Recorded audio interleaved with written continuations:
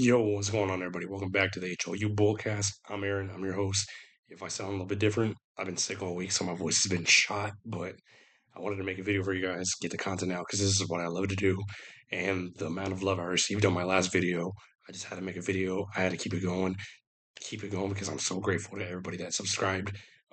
When it comes to the comments, when it comes to the likes, when it comes to the shares, when it comes to the subscriptions, I'm so grateful to y'all and I'm thankful to y'all. I'm gonna respond to every comment as much as I can, but just thank y'all from the heart of me for giving me the love y'all have given me. My voice does suck right now. I apologize, but we're gonna get into it. We're gonna get into the Texans versus Seahawks preview. But first, shout out to my brother. He got me this hat for my birthday because it's my birthday weekend on Thursday. Well, birthday week on Thursday, October 23rd. But he got me this hat and has the HOU Bullcast on it. So I'm so happy to receive this. I'll be wearing it a lot. But let's get into it, guys. It's the Texans versus Seahawks, Seattle Seahawks. Both teams coming in pretty high. Seahawks coming in from last week, defeating the Jaguars, which we needed. We needed that to happen. And Texans coming off of a two-game win streak, then coming off of the bye week. So we're coming in quietly high, but like where we need the momentum from before the bye week to come into the second half of the season. Uh, so as we got it, Texans going into Lumen Field, 9 o'clock p.m. ESPN. Uh, the all-time record, I'm looking at it right now. All-time record for the Seahawks against Texans are Seahawks are 4-1 against the Houston Texans. Their first game being in 2005. So it's a short record just because of how young of a team we were starting from 2002. Uh, like I said, and with both teams being Texans 2-3, Seahawks being 4-2. So we are the underdog. Media sees us as an underdog, and a lot of people are picking the Seahawks. And in the end, of course, I will pick the Texans, but Texans are the underdogs in this game, playing in Seattle, playing against 12th man. So this will be a definite battle, and I feel it's an even battle. But we're gonna get into it right now. Another interesting fact is C.J. Stroud is 0 for 2 versus Mike McDonald, the head coach of the Seattle Seahawks.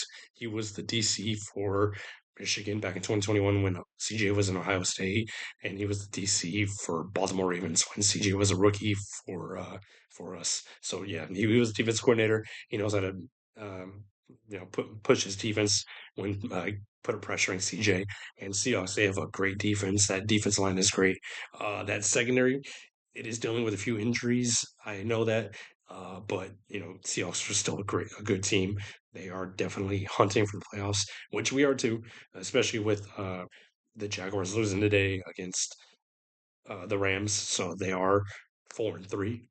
Yeah, they are 4-3. So we are definitely trying to come back, trying to get into second place because the Colts are 6-1. So after defeating the Chargers, so hats off to the Colts. They're doing their thing, but it's definitely our time to come back. We need to come back for this division. Like we need to get where we need to get. So that's why tomorrow, 9 o'clock p.m. in Seattle, it's where it's going to start.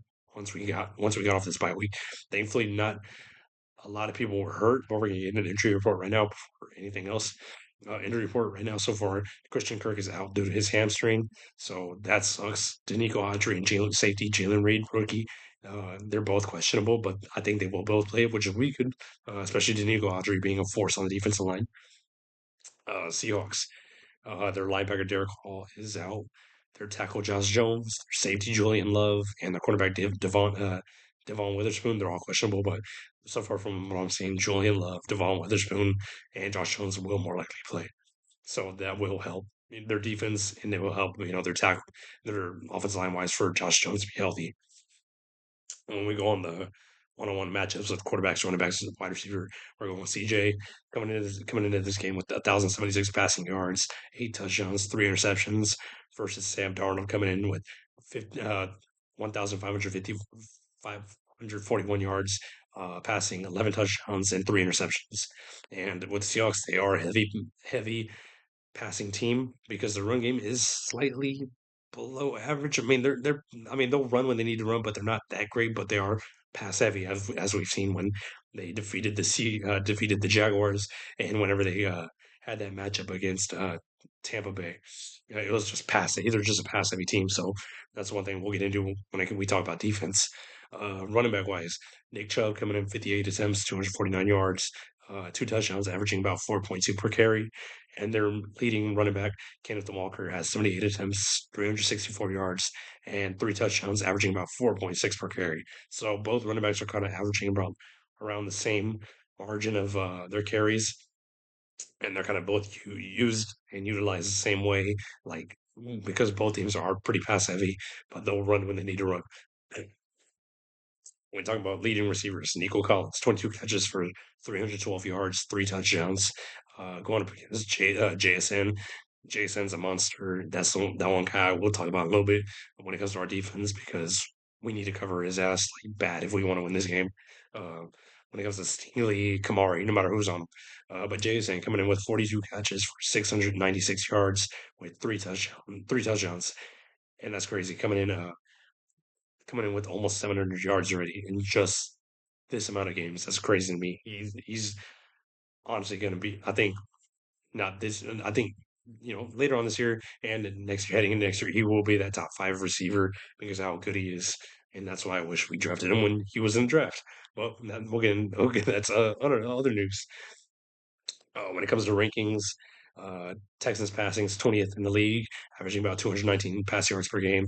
Uh, and when we talk about Seahawks defense against passing, they are 27th in the league, allowing about 257 pass yards per game. So this is a game we need to utilize our passing because they are 27th in the league. We may be 20th, but we can upgrade that, like getting us higher to say top 15, because we need to go up against defenses that are pretty vulnerable when it comes to pass. Because when we talk about rushing, we are 15th in rushing, averaging about 116 yards per game. And Seahawks defense is third against the rush, allowing about 79 yards per game. So, like I said, we will utilize the rush, but I think we should definitely go pass heavy tomorrow night. And it will be a struggle because, like I said, Seahawks have a great defensive line. They are the type that gets the quarterback. Like they sacked Trevor about I think was it 4 or 5 times, but the amount of pressures they put on Trevor and our offensive line is slightly below the Jaguars, but we'll see how we look tomorrow night.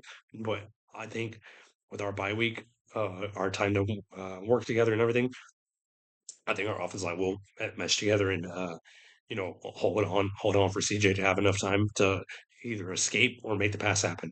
And when we talk about our passing, like I said, Christian Kirk is out, so this is the game that I definitely say utilize Nico, of course, utilize Dalton, of course, but also utilize our rookies, Jalen Noel, Jaden Higgins, Xavier Hutchinson, utilize the Iowa State triple cyclones. You need to utilize them guys. They have that connection with each other. They're growing that connection with CJ finally, and I definitely think if you utilize somebody like Jalen Noel who has the speed, who has that definitely like he knows how to cut and everything because you got Xavier, you got Jaden Higgins, you got Nico. They're all tall receivers. That's all they got, and they are like that tough man on man coverage type receiver. So when you have Jalen Noel who has the speed, you definitely need to go to him more with the routes that you were running with him against the Ravens. Like so, definitely utilize these guys because Christian Kirk is out. Honestly, so far with how he's looking with Christian Kirk, that's a definite bad acquisition in the offseason. So who knows? Maybe we stick with who we got before the trade deadline, or we go after a wide receiver. And going back to my last video talking about trade acquisitions, I'm not saying like, oh, we need to go straight for wide receiver. Oh, we need to go straight for running back. Oh, we need to go straight for tight end. I definitely know we need to go for offensive line, but it's just the side things. Like, say if we do acquire an offensive lineman, say Nick Casario wants something else, go after tight end, go after running back, go after another wide receiver. It's whatever you want to do. It's your hand that is making the move. You are the one who's making these moves for us, and a lot of these guys are about third round, fourth round type picks to use to acquire. So it won't hurt us in the end because they are third and fourth round picks. But it's still one of those because Nick Casario likes to trade up. So say if we trade away a third round pick, we'll trade up. I will more likely trade up in the third round pick in the third round when it comes to the draft. That's Nick Casario. He won't make moves. So and like I said, offensive line does matter first, but if he acquires somebody, which I think he will, I feel he will still acquire another talent, whether that be another skill position, another offensive lineman, who knows? It's overall. making the decision of just one position. No, I'm talking about yeah, let's acquire offensive line and acquire, whatever else we need to acquire. But you're getting off of that. When we get to the defense side, Texans defense against passing is fifth, allowing about 193 pass yards per game. The Seahawks, with their passing, they are fifth offensively with passing, averaging about 259 yards per game, which is why I say they are a pass heavy team. So we need to get ready for that defensively. D'Amico, Matt Burke, y'all need to scheme everything y'all can to cover JSN, Cooper Cup, uh, their tight end. I forgot the tight end's name. It's not coming to the top of my head, but their tight end, he is a good one. But overall, they are a pass heavy team. Sam Darnold is looking good, uh, which is crazy to say. But yeah, they are a pass heavy team because when it comes to the Texas defense against the rushing, they are seventh, allowing 90 yards per game rushing. Um, versus when it comes to Seahawks rushing offensively, they are 21st, averaging about 104 yards per game. When it comes to this season, Texas defense against rush, they are great. They know how to stop the run game. Like you saw whenever they played the Ravens, Derrick Henry only got 33 yards rushing, so we looked hot coming off of that. So we definitely need to make sure their rushing doesn't try to take off like because we're expecting pass. So expect the unexpected. So get ready for the rush, get ready for the pass. I think Seahawks will play conventional, playing balanced with the pass heavy, but also adding into the rush, whether that be draw plays or cutback plays or anything like that. But like I said, main key thing is Matt Burke. I'm pretty sure Matt Burke will still stay on the headset with as being defense coordinator, which is good because he has only allowed in just two games only 10 points. From adding it from the Titans and the Ravens game, just 10 points. So keep him on the headset. D'Amico, if you need to help him out because something isn't working or you see some, help him out. You're the head coach. You know defense on the back of your head. You are the leader of the defense too. Uh, so like I said, cover JSN, have Stingley on him, have either Kalen or Jalen Petrie in high coverage as safety, looking over JSN, but don't just uh, keep your eye on Jason, keep it on Cooper Cup, keep it on their other wide receivers who can break out. So this will definitely be matchup after matchup after matchup. Kamari on Cooper or Kamari on Jason, Stingley on Jason or Stingley on Cooper. So this is a game where it's great matchups like Nico versus Devon Witherspoon, uh, Devon Witherspoon versus like Xavier or Jaden Higgins. Like so, honestly, this game is an evenly matched game. This will be a heavy defense game because I don't think any team's going to score over. I'd say over 25 points. I'm going to say that. I'm going to say both teams don't score over 25 points. I think this will be a low scoring game. Not too low, but just low to where it gets to the fourth quarter. It's a tight game. Say it ends like possibly ends on a field goal, but I'll get into that later. When it comes to points per game, Texans obviously are 20th in the league, averaging about 21.6 points per game, and Seahawks are fifth in the league, averaging about 27.7 points per game. When it comes to the defense side, points allowed per game, Texans defense are first, allowing 12.2 points per game, and Seahawks defense is sixth in the league, allowing 19.5 points per game. So this is why I say Texans offense needs to get to work. They need to make sure they are meshed well for tomorrow because this is a tight game. If Seahawks defense is sixth in the league, allowing only 19.5 points per game, we definitely need to put in that work to score because like I said, we are 20th in points scored per game. So against that sixth points allowed per game, the defense, we need to go. We need to connect well. Nick Caley needs to make the right plays. CJ needs to make the right decisions. Everybody on the offense needs to work together. Make sure we score. Make sure we look the way we looked against the Titans in the third and fourth quarter. Make sure we looked how we looked against the Ravens in all four quarters. Like I want this game to be as a Texas fan, I would love this game to be a blowout, like with us defeating them in great fashion, showing the league that we are here, we are coming back in our division. Whether that means trying to come back to get back into the rankings, trying to get back to first, defeating the Colts later in the season. But we'll get into that. But this is a must-win game. Uh, like I said, to come back in division with Jags losing to the Rams, becoming 4-3. Colts defeating the Chargers, becoming 6-1. Hats off to the Colts once again. because I thought Chargers would have won today, but Chargers had to come back. They tried to come back, but the Colts just too much. The Colts are just a great offense and a really good coach defense, really great defense coach team. So for Texans, we need to win this game tomorrow. This will be a tight game, a tight game, but it is a must-watch game. It is at 9 o'clock. So Houston fans, we will be up late. This game will probably end at 11 or 12, and I'll be ready for it. I don't care. It's Monday night. I don't care. We'll watch it.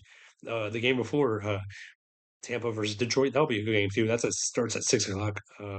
That'll be a good game to watch before the Texas game. So yeah, so like definitely before these games starts, like I get off work before 6, so you know me, I'll get the food ready and everything because these are gonna be great games. With Tampa versus Detroit, Houston versus Seahawks. But we're talking about Houston versus Seahawks, and like I said, this is a must-win game for Houston. We need to come out great. We need to come out heavy offensively. We need to come out up tempo as we have been. CJ loves up tempo. We need to protect CJ with our lives. This offensive line needs to do as good as they've been doing lately. They need to protect. They need to hold their ground for CJ to have enough time. CJ, you need to make the right decisions whether you're in the pocket, whether you're out of the pocket. You've been doing great when it comes to your feet. So if you need to run out of the pocket, run out of the pocket. If you need to throw to your safety valve, throw it to your safety valve. Another safety valve is Nico. Throw to him. Utilize Woody and Nick Chubb on the passing receiving game. You know, like I said, utilize your rookies, Jaden Higgins, Jalen Noel. You know they're gonna target Nico Collins a lot. They're gonna go after Nico. So utilize the guys they're not expecting, like Jalen Noel. And like I said, when it comes to defense, once again, stick to Jason, hold the ground on the rushing game because the rushing is not great, but you know they're going to try to get you unexpectedly with the run. So hold your ground still. This will be a game that will go all 4 quarters, I believe. And like I said, this will be a tight game. But overall, I know a lot of people got Seahawks winning, but you know me as a diehard Texan fan, I got us winning. I'm gonna go to the score about I'm gonna say 23-13. I'm gonna go 23-13. I don't think that's gonna be a score, of course, but that's the score I got. But overall, like I said, this will be a great game. This is an evenly matched up game. I will definitely be standing up when watching the game because of how nervous I'll be because this is a must-win game. This is a game that will show who we are heading into the rest of the season. Um, so we gotta have a lot our backs for this game tomorrow to win because after this game we got the 49ers on this next upcoming Sunday, which will be a great game as well. But these are must win games to come back in the division, come back in the playoff race, and we got to do what we got to do to make it known that we're here. We're the Houston Texans, and we won't be stopped by nobody. This is a sore mentality. It's either H Town or nothing. You're either with Houston or you're against us. And overall, like I said, I think Texans are going to get the win. This will be a tight game, like I said. But that's all I got for you guys. I thank you all for watching, even with me with a crappy voice because of me being sick throughout the week. But thank you once again. Like I said, I truly appreciate the love that I received from the last video with over 100 views, with as many likes as I've got. And I just truly appreciate y'all so much for giving me the love. This is what I want to do. This is the content I want to make for y'all. Even though I'm sick, I'm going to keep the content going because this is my drive. This is what I want to do for y'all. So thank y'all very much.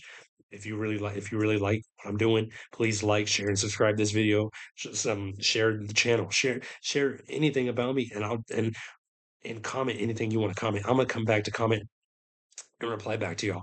I truly appreciate the love y'all give me, and I want to show the love back to y'all as much as I can. And like I said in the last video, if there are Texan fans or any other fan that wants to come on a video, comment, hit me up. I got my socials. I got my Twitter. I got my Twitter is the HOU Bullcast handle. I got my TikTok and the HOU Bullcast handle. I have my own private Instagram, but I might give that out in the bio below. We'll see. But that's definitely a place to hit me up too, because it's private, but it is one that I'll be like, I'll text you back. But overall, guys, thank y'all once again for engaging in this video, listening to this video with this crappy voice. But once again, thank y'all guys. Truly hope y'all have a great week, a great Sunday night. And let's go Texans. Let's get that W tomorrow night. And I'll come back with a review. Monday night or Tuesday night or Tuesday once I get off work. But I'll catch y'all guys later. Have a safe week, a safe night. Y'all have a great night. Peace out.